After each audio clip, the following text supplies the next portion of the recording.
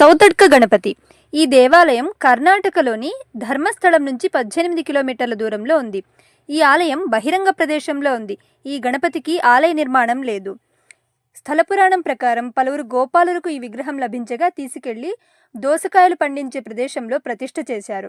ఆ తర్వాత ఆలయ నిర్మాణం చేయాలని సంకల్పించగా గణపతి వారి కలలో సాక్షాత్కరించి ఆలయ నిర్మాణం వద్దని, ఇలాగే పూజాధికారులు నిర్వహించమని చెప్పారట. అందుకే ఇక్కడ ఆలయ నిర్మాణం నేటికి జరగలేదు. రోజు గణపతికి దోసకాయ నైవేద్యంగా సమర్పించేవారు. కన్నడంలో సౌతీకాయ అంటే దోసకాయ అని అర్థం. అందువలన సౌతడ్క గణపతి అని పేరు వచ్చింది. నేటికి ఇక్కడ దోసకాయ, అటుకుల పంచకజ్జాయం నైవేద్యంగా సమర్పిస్తారు. ఇక్కడి మరొక విశేషం ఏంటంటే, ఇక్కడి గణపతికి ఏదైనా కోరిక కోరుకొని ఆలయ ప్రాంగణంలో గంట కడితే 45 రోజుల్లోగా కోరిన కోరిక నెరవేరుతుందని భక్తుల నమ్మకం. అందుకనే ఈ ఆలయ ప్రాంగణంలో అనేక గంటలను మనం చూడవచ్చు.